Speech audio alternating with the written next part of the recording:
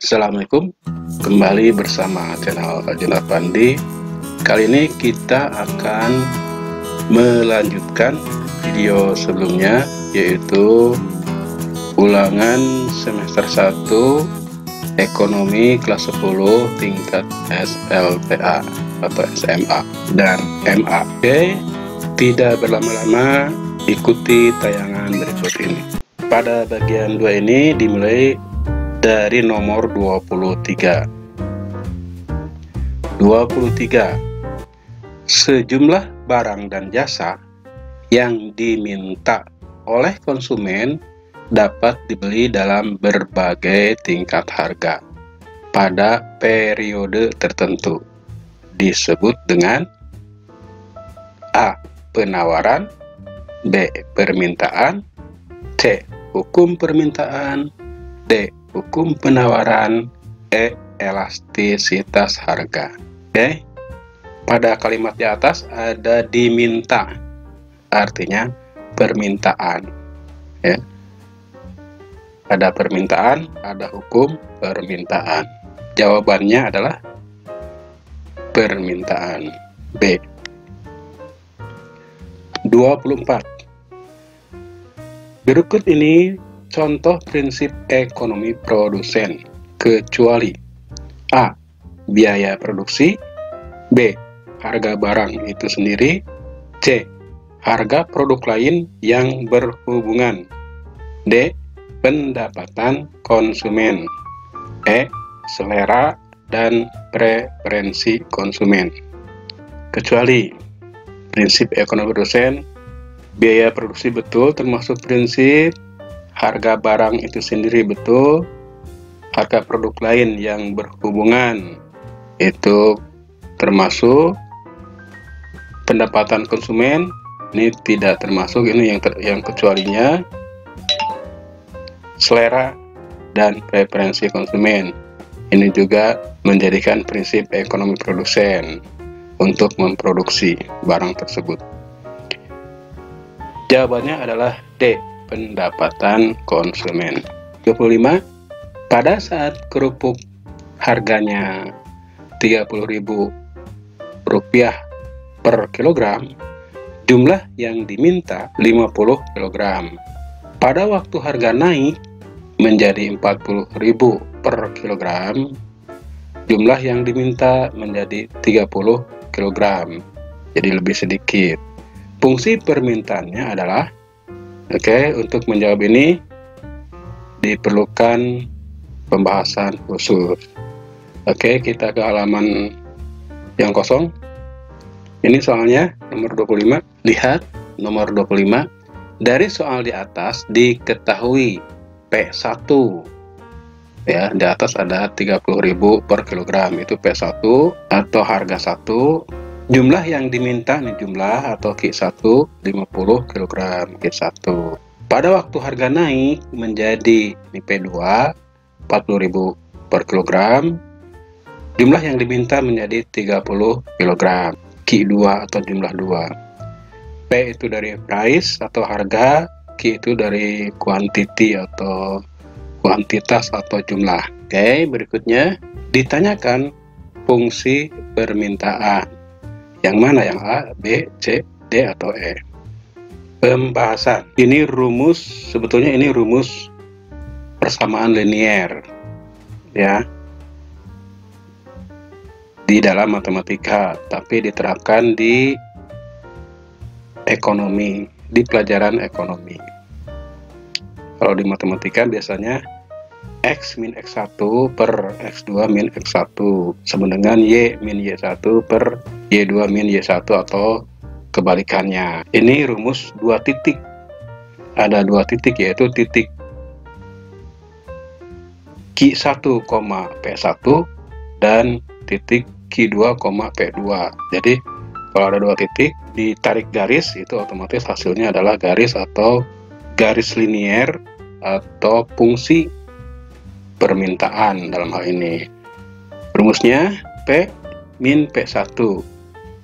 P-nya tulis lagi di bawah, min P1 adalah 30.000, min 30.000 per P2, P2 nya 40.000 min P1, P1 nya 30.000 sama dengan Q min Q1 min 50 karena Q1 nya 50, Q2 nya 30 min Q1 50. Di bawahnya disederhanakan langkah berikutnya. Yang bisa dikurang yaitu yang 40.000 dikurang 30.000 sama dengan 10.000. Yang atasnya biarkan saja dulu. 30 min 50 sama dengan min 20. Kali silang yang min 20 ke sebelah kiri tapi jadi di atas, yang 10.000 ke sebelah kanan posisinya jadi di atas. Jadi kita kasih kurung dulu.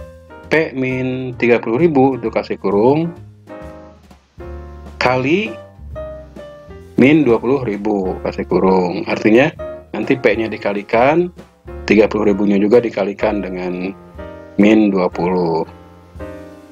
Q min 50 nya dikasih kurung kali 10.000 dikasih kurung. Nanti Q nya dikalikan 10.000 dan min 50 dikalikan 10.000. Hasilnya adalah, lihat di sebelah kanan, P kali min 20 sama dengan min 20P. Min 30.000 kali min 20 sama dengan min kali min plus 2 kali 3, 6. Nolnya tinggal dihitung, ada 1, 2, 3, 4, 5. Q kali 10.000 sama dengan 10.000 Q. Min 50 kali 10.000. Min hasilnya 5 kali 1, 5. Nolnya hitung ada 1, 2, 3, 4, 5. 1, 2, 3, 4, 5. Oke. Pindahkan yang plus 600.000 ke kanan. Pindah ruas, itu plus jadi min, min jadi plus. Ya, pindahkan, udah pindah, hasilnya jadi min 20P sama dengan 10.000 Q min 500.000 min 600.000. Di bawahnya min 20P masih, 10.000 Q masih. Nah, yang min 500.000 min 600.000 itu menjadi min 1.100.000. Supaya mudah, semuanya dikali min 1 supaya P nya positif sesuai jawaban, P nya positif. Yang min jadi plus, yang plus jadi min. Min 20P menjadi 20P karena dikalikan min 1 atau negatif 1. 10.000 Q menjadi min 10.000 Q. Min 1.100.000 menjadi plus 1.100.000. Oke, berikutnya semuanya buang nolnya 1 supaya gampang, supaya mudah, supaya sederhana. Atau dibagi 10 semuanya boleh. Ya, dibuang nolnya 1, 20P menjadi 2P, min 10.000 Q menjadi min 1.000 Q, plus 100.000 menjadi 110.000. Nolnya asalnya 5 jadi 4. Oke, semuanya dibagi 2 supaya hasilnya P, ya, sesuai dengan jawaban. 2P dibagi 2 menjadi P, min 1000 Q dibagi 2 menjadi min 500 Q, plus 110.000 dibagi 2 menjadi plus 55.000. Nah, posisi min 500 Q ditukar dengan angka yang sebelah kanan yaitu plus 55.000. Ditukar posisi supaya sesuai dengan jawaban. Q-nya di kanan. Oke, P sama dengan 55.000 min 500 Q. Lihat di soal yang seperti itu, posisinya yaitu di E, ya. PD sama dengan 55.000 min atau dikurang 500 Ki. Oke, jawabannya E. Ada D-nya itu dari demand atau permintaan, ya, karena ada kata diminta. Kalau penawaran PS, S-nya kecil. Tidak jadi masalah, tinggal ditambah saja PD. Tidak ditulis PD-nya dari rumus karena supaya mempermudah saja. Aslinya ya seperti inilah, supaya rumusnya supaya mudah. Oke. Koreksi yang lain, misalnya yang C itu 500 Ki. Nah, di sini Ki-nya positif, artinya salah. Yang 55.000 juga hanya 1. Oke, jawabannya E. Berikutnya nomor 20. Nah, makin rendah harga suatu barang, maka semakin banyak permintaan terhadap barang tersebut.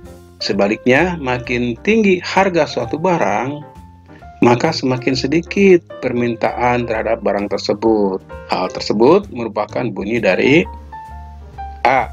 Hukum permintaan, B. Hukum penawaran, C. Permintaan, D. Penawaran, E. Keseimbangan pasar. Jawabannya adalah hukum permintaan. Kalau yang permintaan saja, dia soal nomor 23. Nomor 27. Perhatikan kurva di bawah ini. Harga gula turun dari Rp6.000 per kilogram, ya, menjadi 4.000 per kilogram. Ya, 6.000, 4.000, ya. 6 turun ke bawah jadi 4.000, A turun ke B. Oke. Terus hal ini menyebabkan jumlah gula yang diminta bertambah. Lihat A ke B, A-nya 2, B-nya 4, ya, 2 kg menjadi 4 kg. Kurva di atas menunjukkan penurunan harga gula. Ya, penurunan harga gula dari 6.000 menjadi 4.000, yang menyebabkan jumlah gula yang diminta, ya, A naik dari 2 ke 4, B bergeser dari A ke B, C turun dari 6 ke 4, D naik dari 4.000 ke 6.000, E turun dari 4 ke 2. Ya, perhatikan, pertanyaannya adalah kurva di atas menunjukkan penurunan, ya, artinya turun, ya, turun harga gula yang menyebabkan jumlah gula yang diminta 2 jadi 4, artinya naik, ya. Jawabannya adalah A, naik dari 2 ke 4. Oke, perhatikan kurva keseimbangan pasar berikut ini. Pergeseran kurva penawaran dari S ke S aksen mengakibatkan, oke, dia dari S ke S aksen, dari E ke E aksen, oke, atau E kutip. Oke, kita telah A. Harga barang sebesar OP. Sebelum ada pergeseran, ya, artinya salah. B. Harga barang turun sebesar P aksen. Salah. P aksen itu naik, ya. C. Harga barang naik sebesar P aksen. Benar, ya. P aksen, P kutip 2 bolehlah. D. Jumlah barang turun sebesar P aksen. Nah, kalau jumlah barang memang turun, ya, tapi bukan P aksen tapi Q aksen. Oke, E. Jumlah barang bertambah sebesar Q aksen, ya, tidak bertambah. Kalau Q aksen ke kiri itu berkurang, bukan bertambah. Jadi yang benar adalah C. Harga barang naik sebesar P aksen. Oke, mudah-mudahan setuju. Oke, 29. Jika persentase perubahan jumlah barang yang diminta lebih besar daripada persentase perubahan harga, atau jika nilai koefisien lebih besar dari 1, hal tersebut dinamakan A. Inelastis, B. Inelastis sempurna, C. Elastis uniter, D. Elastis, E. Elastis sempurna. Oke, kalau sama dengan 1 itu elastis uniter atau borderline, seimbang, ya. Harga naik, jumlah naik, harga turun, jumlah turun, tapi dengan perbandingan yang seimbang, persentase yang seimbang. Kalau E lebih besar daripada 1, itu namanya elastis. Kalau lebih kecil, itu namanya inelastis. Oke, jawabannya adalah D. Elastis. 30. Tempat bertemunya penjual dan pembeli untuk melakukan transaksi dalam perekonomian disebut A. Loket, B. Pasar, C. Gudang, D. Dermaga, E. Terminal. Oke, gampang. B. Pasar. 31. Suatu instansi atau lembaga yang bertanggung jawab untuk menjaga stabilitas nilai mata uang, stabilitas sektor perbankan, dan sistem finansial secara keseluruhan adalah A. Bank Dana Moneter, B. Bank Umum, C. Bank Sentral, D. Bank Negara Indonesia, E. Bank Rakyat Indonesia. Oke, jawabannya adalah C. Bank Sentral. Kalau di Indonesia BI atau Bank Indonesia, ya, Bank Sentral, bukan bank umum. Yang lainnya termasuk bank umum. 32. Berikut ini tujuan, fungsi, tugas, dan wewenang Bank Sentral Republik Indonesia atau BI. 1. Mencapai dan memelihara kestabilan nilai rupiah. 2. Menetapkan dan melaksanakan kebijakan moneter. 3. Mengatur dan menjaga kelancaran sistem pembayaran. 4. Mengatur dan mengawasi bank. 5. Melaksanakan dan memberikan persetujuan dan izin atas penyelenggaraan jasa sistem pembayaran. Tujuan dari Bank Sentral Republik Indonesia adalah yang C, 2, 3, dan 4, ya. Lihat tentang tujuan, fungsi, tugas, dan wewenang BI. 33. Sistem yang mencakup seperangkat aturan lembaga dan mekanisme yang digunakan untuk melaksanakan pemindahan dana guna memenuhi suatu kewajiban yang timbul dari suatu kegiatan ekonomi. Hal tersebut merupakan pengertian dari A. Sistem ekonomi, B. Sistem pembayaran, C. Sistem produksi, D. Sistem distribusi, E. Sistem konsumsi. Ya, kata-kata di atas adalah ada melaksanakan pemindahan dana. Nah, itu artinya pembayaran, ya, sistem pembayaran. 33 jawabannya adalah B. 34. Peran Bank Indonesia sistem pembayaran kecuali A. Regulator, B. Perizinan, C. Pengawasan, D. operator dan fasilitator. E. Membayar hutang bank. Jawabannya adalah E. Membayar hutang bank. Ini biasanya kewajiban bank umum. 35. Berikut penyelenggaraan sistem pembayaran non-tunai Bank Sentral Indonesia. A. Bank Indonesia Real Time Gross Settlement, BIRTGS, B. AMPK, C. Uang elektronik, D. Kartu ATM, E. Kartu debit. Jawabannya adalah A. Dia tentang sistem pembayaran non-tunai Bank Sentral Indonesia.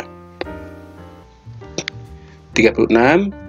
Dalam sejarahnya, sebelum ditemukan uang, masyarakat menggunakan transaksi dengan cara A. Barter, B. Tukar tambah, C. Kredit, D. Menggunakan ATM, E. Menggunakan beras.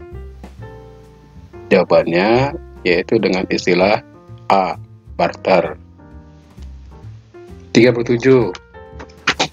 Segala sesuatu yang dapat diterima secara umum sebagai media pertukaran, standar nilai atau sarana untuk menabung atau penyimpanan daya beli disebut A. ATM, B. Kartu debit, C. Uang, D. Kartu kredit, E. Kartu plastik. Jawabannya adalah C. Uang. Dapat diterima secara umum sebagai media pertukaran. Standar nilai, sarana untuk menabung. Oke. 38. Berikut ini fungsi uang. 1. Uang sebagai alat tukar. 2. Uang sebagai satuan hitung. 3. Uang sebagai alat pembayaran yang sah. 4. Uang sebagai alat penyimpanan kekayaan dan pemindah kekayaan. 5. Uang sebagai alat pendorong kegiatan ekonomi. Yang termasuk fungsi turunan adalah A. 1, 2, dan 3, B. 1, 3, dan 4, C. 1, 3, dan 5, D. 2, 3, dan 4, E. 3, 4, dan 5. Turunan, ya. Yang 1 dan 2 adalah asli, yang 3, 4, dan 5 adalah turunan. Jadi jawabannya adalah E. 39. Berikut ini merupakan unsur pengaman uang rupiah kecuali A. Warna uang terlihat terang dan jelas, B. Terbuat dari kertas dengan harga yang sangat mahal, C. Optical Variable Ink, OV, yaitu hasil cetak mengkilap berupa logo BI dalam bidang tertentu, D. Rainbow Printing, cetak pelangi, E. Terdapat benang pengaman kecuali. Jawabannya adalah B. Terbuat dari kertas dengan harga yang sangat mahal. Kertasnya murah. 40. Apabila kita akan mengambil uang tunai di sebuah mesin menggunakan kartu A. Kartu KIS, B. Kartu pelajar, C. Kartu ATM, D. Kartu sehat, E. Kartu BPJS. Jawabannya adalah C. Kartu ATM, Automatic Teller Machine, atau bahasa Indonesia anjungan tunai mandiri. Oke. Demikianlah pembahasan dari ulangan ekonomi semester 1 tingkat SLTA. Terima kasih telah menonton. Bagi yang suka silahkan klik like, dan bagi yang belum subscribe silahkan klik subscribe, karena subscribe itu gratis, tidak dipungut biaya. Dan yang mengklik subscribe mudah-mudahan rezekinya ditambah oleh Allah Subhanahu wa Ta'ala. Amin. Sekian, billahi taufiq wal hidayah. Assalamualaikum warahmatullahi wabarakatuh.